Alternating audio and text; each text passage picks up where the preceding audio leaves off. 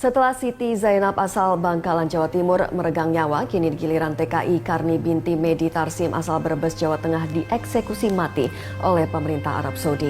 Karni divonis bersalah oleh pengadilan kota Yanbu, Arab Saudi karena membunuh anak majikannya yang masih berusia 4 tahun pada tanggal 26 September 2012.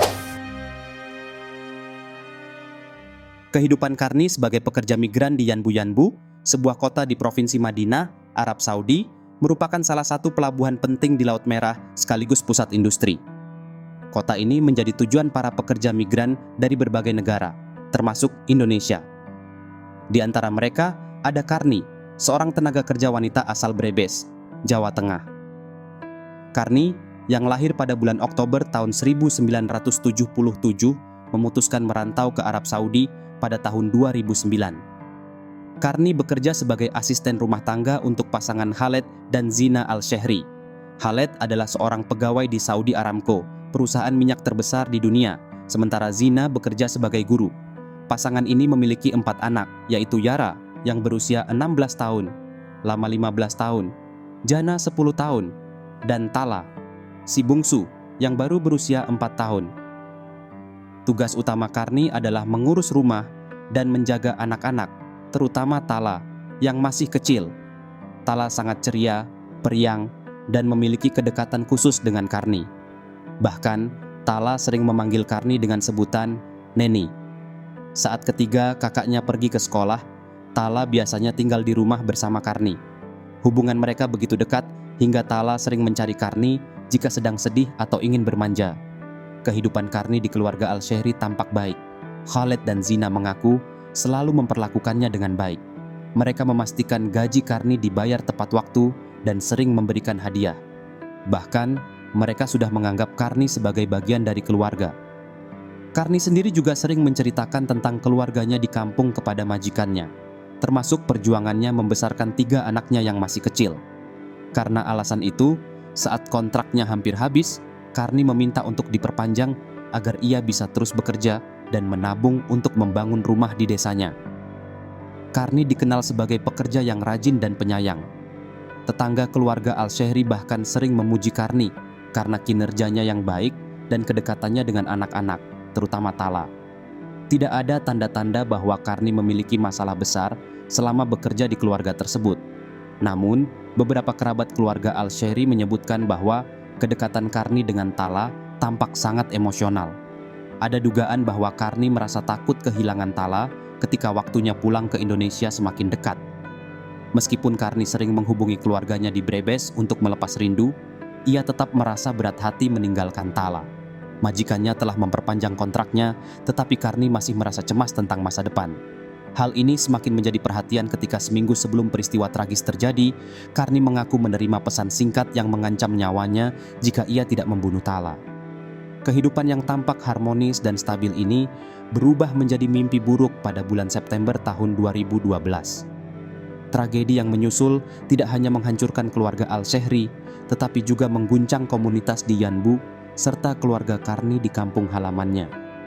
Hari itu, Rabu, tanggal 26 bulan September tahun 2012, dimulai seperti pagi biasa di rumah keluarga Al-Shehri di Yanbu, Arab Saudi. Khaled dan istrinya, Zina, bangun lebih awal untuk bersiap ke tempat kerja. Seperti biasa, Karni, asisten rumah tangga mereka, juga telah bangun dan mulai menyiapkan sarapan untuk keluarga. Anak-anak mereka, Yara, Lama, dan Jana, juga bersiap untuk berangkat ke sekolah. Tala, si bungsu yang baru berusia 4 tahun, masih terlelap di kamarnya.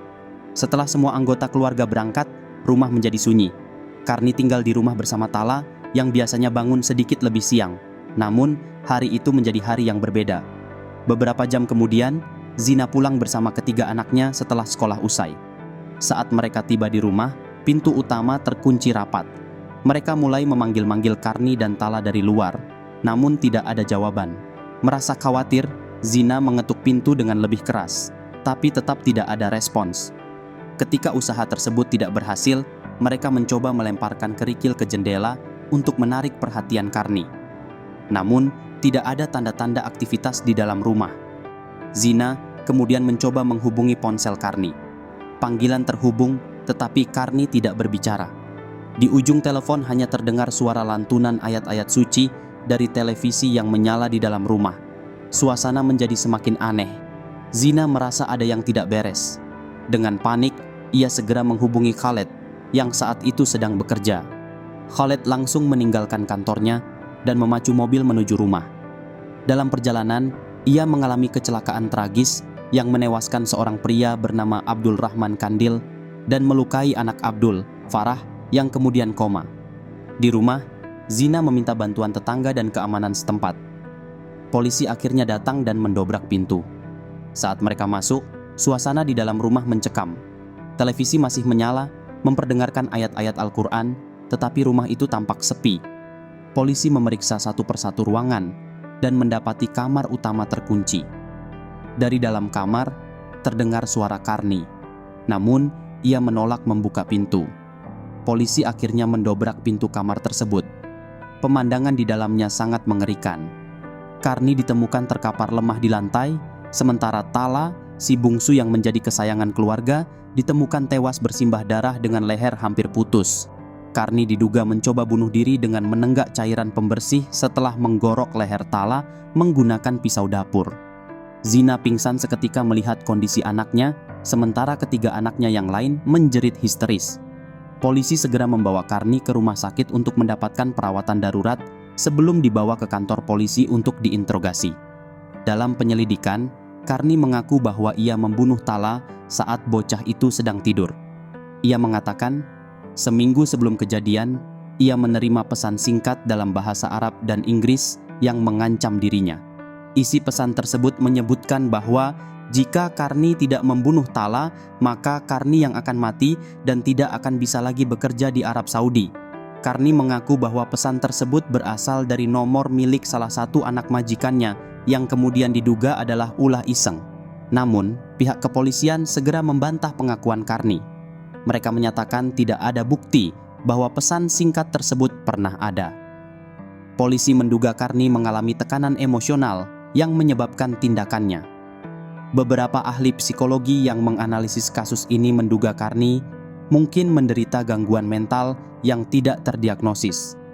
Dalam interogasi lebih lanjut, Karni juga mengatakan bahwa ia mendengar suara-suara yang menyuruhnya membunuh Tala. Namun, pihak keluarga Al-Shehri tidak menerima alasan tersebut. Menurut Khaled dan Zina, Karni selama ini tidak menunjukkan tanda-tanda gangguan jiwa. Ia dikenal sebagai pekerja yang baik, rajin, dan tidak pernah bermasalah. Berita tentang pembunuhan Tala menyebar luas, baik di media lokal maupun internasional. Masyarakat Arab Saudi merasa geram dengan tindakan Karni, yang dianggap sangat sadis karena korbannya adalah anak kecil yang tidak berdosa. Pemakaman Tala dihadiri ratusan pelayat yang memberikan penghormatan terakhir kepada bocah itu, sekaligus menyuarakan kekecewaan terhadap Karni. Kasus ini dibawa ke Pengadilan Syariah di Yanbu. Sebagai warga negara Indonesia yang terjerat kasus hukum di luar negeri, Karni mendapat pendampingan dari Konsulat Jenderal Republik Indonesia (KJRI) di Jeddah. Pemerintah Indonesia menunjuk pengacara untuk mendampingi Karni selama persidangan. Setelah melalui serangkaian sidang yang panjang, pada bulan Januari tahun 2014, pengadilan menjatuhkan vonis hukuman mati kepada Karni. Selain hukuman mati, ia juga dihukum cambuk sebanyak 200 kali dan 8 bulan penjara karena mencoba bunuh diri, yang juga dianggap sebagai pelanggaran hukum di Arab Saudi. Keluarga Al-Shehri sejak awal menolak memberikan maaf kepada Karni. Mereka juga menolak menerima diat atau uang darah sebagai kompensasi. Menurut mereka, pembunuhan Tala sangat kejam dan tidak dapat dimaafkan. Khaled dan Zina merasa sangat terluka karena selama ini mereka telah memperlakukan Karni dengan baik, bahkan menganggapnya sebagai bagian dari keluarga. Dalam pandangan keluarga Al-Shehri, tindakan Karni tidak hanya menghancurkan kehidupan Tala, tetapi juga merusak kepercayaan mereka terhadap orang lain. Mereka tetap pada pendirian bahwa Karni harus dihukum mati sebagai bentuk keadilan bagi Tala. Proses hukum yang menimpa Karni menjadi salah satu kasus yang paling banyak diperbincangkan, terutama karena melibatkan pekerja migran yang sebelumnya dikenal baik oleh majikannya. Tragedi ini menimbulkan berbagai pertanyaan, termasuk tentang kondisi mental Karni dan tekanan yang mungkin ia alami selama bekerja jauh dari keluarganya. Namun, semua itu tidak mengubah keputusan pengadilan yang akhirnya membawa Karni menuju eksekusi hukuman mati. Setelah dijatuhi vonis hukuman mati pada bulan Januari tahun 2014, Karni menjalani hari-harinya di penjara Yanbu, Arab Saudi.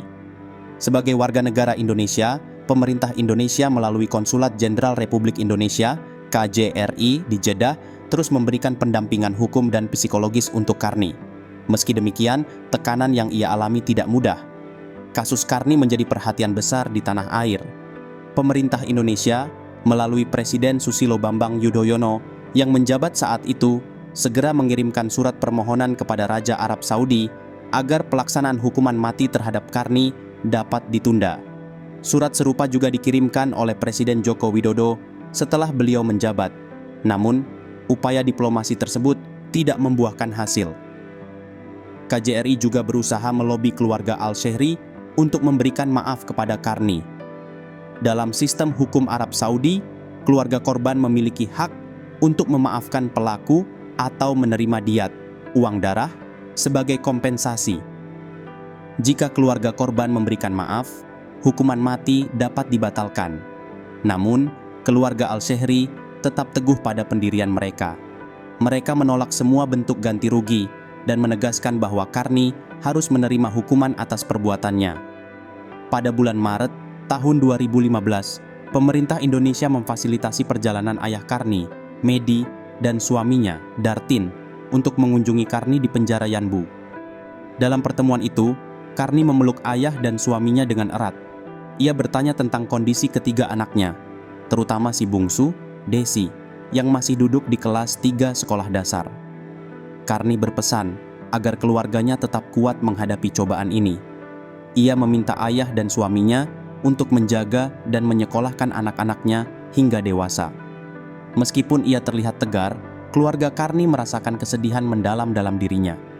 Pertemuan tersebut menjadi momen terakhir bagi mereka untuk bertatap muka, karena setelahnya Karni tidak pernah lagi bertemu keluarganya. Pada tanggal 16 bulan April tahun 2015, hukuman pancung terhadap Karni dilaksanakan. Eksekusi ini berlangsung cepat dan mengejutkan, karena pemerintah Arab Saudi tidak memberitahu pemerintah Indonesia tentang jadwal pasti pelaksanaannya. Bahkan, sehari sebelum eksekusi, pihak KJRI sempat mengunjungi Karni di penjara, namun tidak ada informasi bahwa eksekusi akan dilakukan keesokan harinya. Berita tentang pelaksanaan hukuman mati tersebut langsung tersebar ke tanah air dan mengguncang keluarga Karni di Brebes. Ayah dan suaminya yang baru saja bertemu Karni beberapa minggu sebelumnya merasa sangat terpukul. Meski demikian, mereka berusaha menerima kenyataan dengan ikhlas. Karni dimakamkan di Yanbu sesuai dengan aturan pemerintah Arab Saudi yang menetapkan bahwa jasad terpidana hukuman mati, baik warga negara Saudi maupun asing, tidak dapat dipulangkan ke negara asal. Pemerintah Indonesia memastikan bahwa keluarga Karni di Brebes diberi kesempatan untuk mengunjungi makamnya di Yanbu di kemudian hari. Kehilangan Karni menjadi pukulan berat bagi keluarganya. Ayahnya, Medi, dan suaminya, Dartin, harus menghadapi kesulitan ekonomi, karena selama ini Karni adalah tulang punggung keluarga. Anak-anak Karni, terutama si bungsu Desi yang masih kecil, merasakan kehilangan seorang ibu yang selama ini bekerja keras demi masa depan mereka. Pemerintah Indonesia berusaha memberikan dukungan kepada keluarga Karni. Salah satunya adalah memastikan bahwa Desi, anak bungsu Karni, mendapatkan beasiswa untuk melanjutkan pendidikannya. Kementerian Luar Negeri Indonesia juga mengupayakan agar gaji Karni yang belum dibayarkan selama 9 bulan terakhir dapat diterima oleh keluarganya. Kasus Karni meninggalkan banyak pertanyaan yang belum terjawab.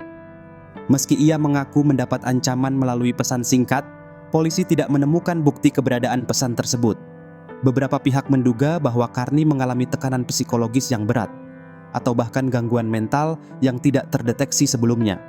Organisasi internasional seperti PBB memiliki aturan yang melarang eksekusi hukuman mati terhadap individu dengan gangguan mental. Namun, dalam kasus Karni, dugaan gangguan mental tersebut tidak dijadikan pertimbangan dalam proses hukum. Hal ini menjadi pelajaran bagi semua pihak, terutama terkait perlindungan pekerja migran di luar negeri. Tragedi ini juga menjadi pengingat bahwa tekanan emosional dan kesepian yang dialami para pekerja migran seringkali tidak terlihat dari luar. Meski Karni terlihat bahagia, dan baik-baik saja di mata majikannya, ternyata ia menyimpan beban yang tidak diketahui oleh orang lain. Hukuman mati Karni membawa kesedihan yang mendalam, tidak hanya bagi keluarganya, tetapi juga bagi masyarakat Indonesia yang mengikuti kasus ini. Meski demikian, pemerintah Indonesia berkomitmen untuk terus memperjuangkan hak-hak pekerja migran di luar negeri agar kasus serupa tidak terulang di masa depan. Tragedi ini meninggalkan luka yang mendalam bagi semua pihak, namun juga mengingatkan kita akan pentingnya perhatian terhadap kondisi psikologis dan hak-hak pekerja migran yang seringkali luput dari perhatian. Karni mungkin telah tiada, tetapi perjuangan untuk keadilan bagi para pekerja migran harus terus berlanjut.